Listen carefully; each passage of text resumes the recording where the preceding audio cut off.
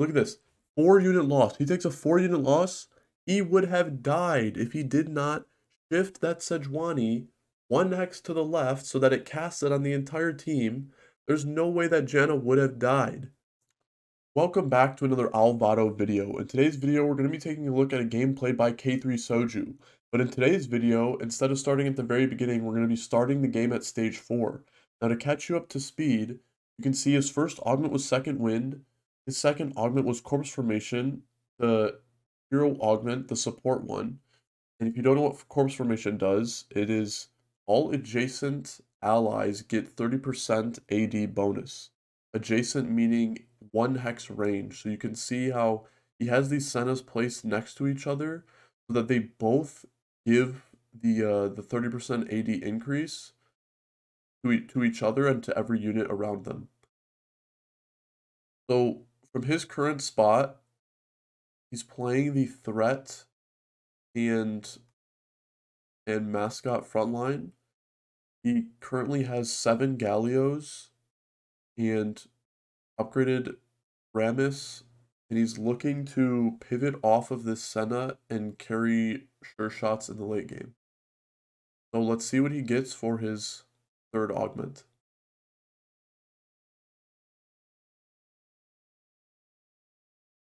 Think Fast, Item Grab Bag, and Celestial Blessing. He goes ahead and chooses to re-roll it. Doesn't like what he sees. He sees Sure Shot Crown, Woodland Charm, and Stand United. Now, all the second augments were pretty good, but Sure Shot Crown is really good in this comp because it allows you to hit 4 where normally you would have to play all 4 of the Sure Shot units. But generally, you don't actually want to have all 4 of them in. Normally you want to drop Senna, but of course he's not going to be dropping Senna in this game because he doesn't want to drop the hero augment. And one of Soju's favorite things to play is Sure Shot Belveth. He thinks it's a pretty good item holder, and in this case, a good unit to carry the Sure Shot emblem. So in today's video, I kind of want to go through, I want to only do stage 4 and forward because I think there's a lot of interesting decisions that he chooses to make and a lot of smart decisions as well. Okay, so he loses that fight, but hold on. Next fight, gets a Sejuani 2. He puts Sure Shot on Rammus. I put Sure Shot on Rammus because he knows that Rammus is most likely not going to be on his final board. He wants a replacement Vi and he wants to level for another unit. He plays a Jax player. He loses, but hold on. He's looking for Morello off of Carousel. He does not get it. He gets this Urgot. He says, Sure Shot Urgot, better than Sure Shot Rammus, and I can farm gold. And guess what? He's still sacking. Plays another Jax player. He loses. But hold on. This is an incredibly important round right here. You can see he's fighting the 3 people on the right. He looks to scout them, try and figure out his positioning. Now currently, he's trying to greed Sure Shot value with Urgot. But he chooses to move the Urgot in the center, and look, he shifts his front line to the left. Now you need to pay attention to what the Sejuani does. Sejuani walks up, casts, hits the entire enemy team. Now what happens in this fight? He loses. But guess what? Look at this Janna. Boom. Just barely. Kills the Janna. Saves more than 2 HP. Okay? So if he does not kill the Janna there, he's at less than 16 HP by more than 2. He's fighting the Asol 4-7 final item components. He gets dropped. I don't know what he got dropped. Whatever he got dropped, but he makes the best with what he's got. He rolls first because you roll first. You do items last. Trying to find as many upgrades as possible. He really needs Samira too. He rolls down all his gold. He finds Samira too. Okay, now let's look at his items. He really needs anti-heal. He has a really good anti-heal applier. in Sejuani. So he's got this one turn to figure out exactly how he wants his board, and he wasn't able to position for any units because he was trying to figure out exactly what his board looks. Look at this. 4-unit loss. He takes a 4-unit loss. He would have died if he did not shift that Sejuani one hex to the left so that it casts it on the entire team. There's no way that Janna would have died if he did not get all of that value from the Sejuani. So positioning just the babiest amount in that one round allows him to win, or not win, but allows him to stay alive. So look at his spot right now. He would have died. He would have been dead if he did not kill that Janna. He finds an Aphelios, and again, another really interesting decision. Well, he's trying to figure out if he wants Aegis in right now or he wants Zac. He decides, I want Aegis. There's a lot of AP in the lobby. But another extremely interesting decision. He has 4 sure shot in, and he has this sure shot crest on his bench. A lot of people would probably just be like, okay, I need to figure out what my traits are. Let me sell one of these sure shots so that they look perfect. But Aphelios giving Ox Force and the stun that he provides at a 5 cost is good enough for him to just include him on his board.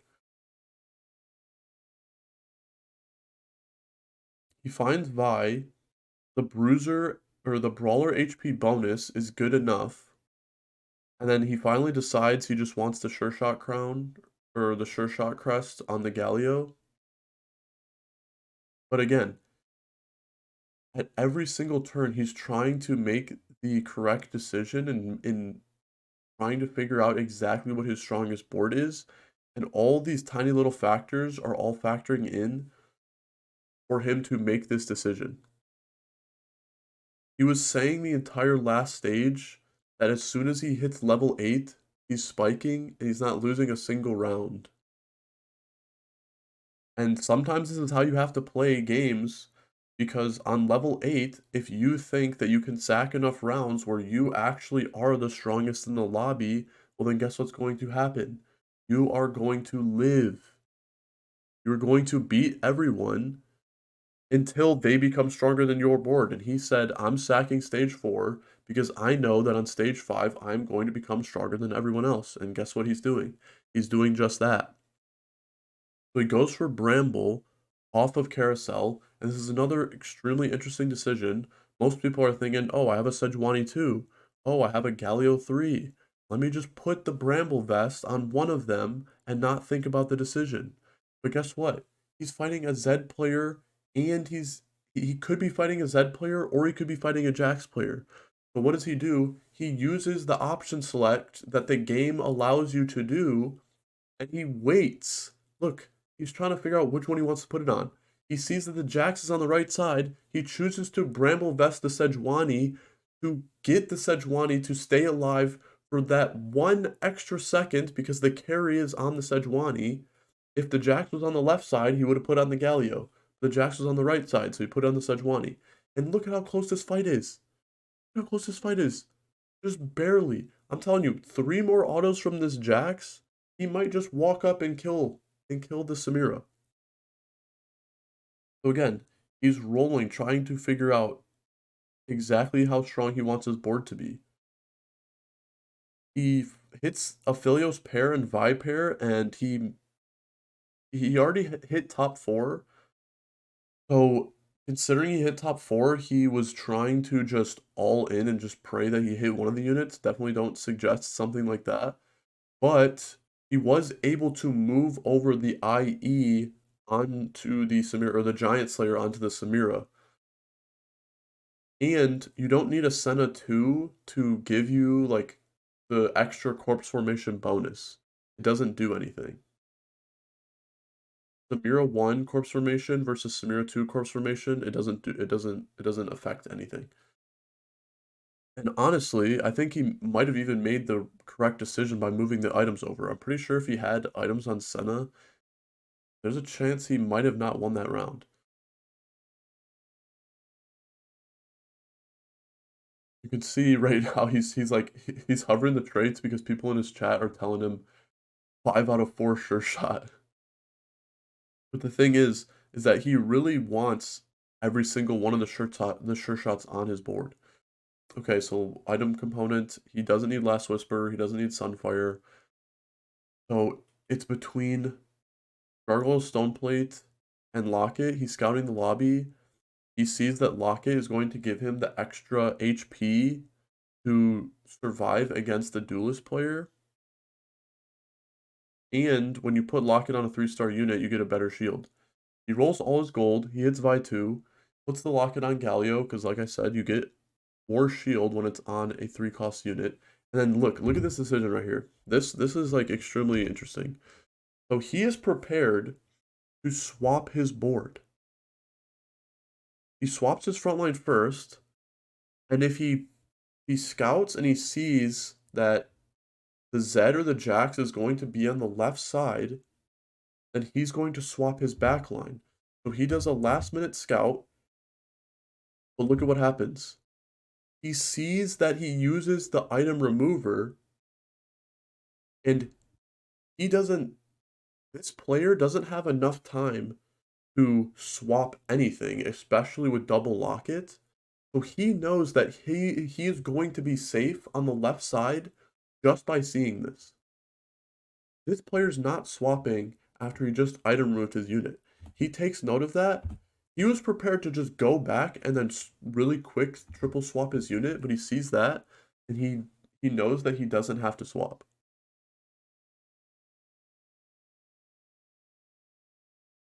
He's fighting against this Duelist player. 4 sure shot versus 6 Duelist. Hacker Zed. But Zed is too strong. But nonetheless, look at what place he gets. 3rd place. That game could have easily been a 7th place. Easily. This is what happens when you let K3Soju cook. I thought there was a lot of good things to learn in that video. Let me know if you learned anything. Like the video if you liked it, and I'll see you in the next one.